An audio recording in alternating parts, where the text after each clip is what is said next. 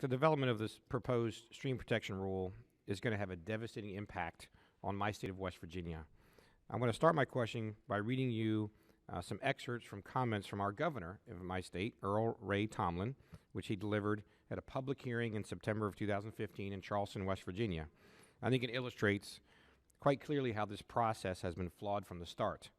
He said, quote, "Let me be clear. West Virginia and other coal-producing states tried to work with the Office of Surface Mining on regulations that provide a reasonable balance between the clean environment we all want and the strong economy we all need.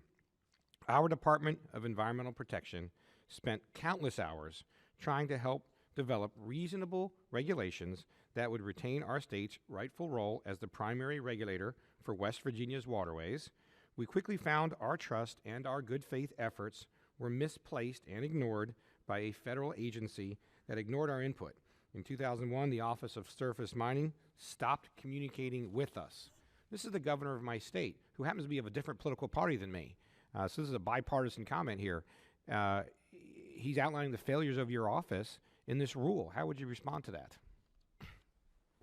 I have a different opinion. From our standpoint, the states have had significant input into the draft EIS and the rulemaking process. The experience that the states have demonstrated with the work that they've done and how the things have been conducted in an area has been very influential in informing what's in this proposed rule. The states have provided thousands of comments on the proposed rule, the draft EIS, the RIA. Those are all being evaluated and considered in what will become the final documents on. They've made significant positive contributions to help shape this rule. All right, so like a follow-up then. Does the Office of Surface Mining and Reclamation Act delegate mine cleanup and water protection to the states to implement and enforce?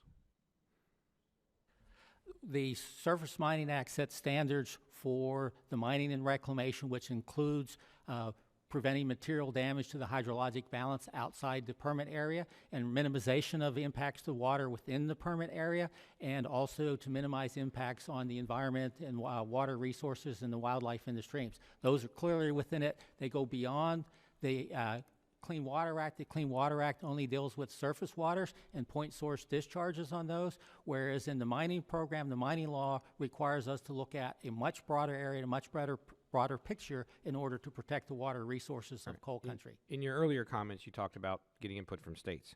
If you're supposed to be working with the states, how does one do that when your actions prompted 9 of the 11 states affected to withdraw from your program?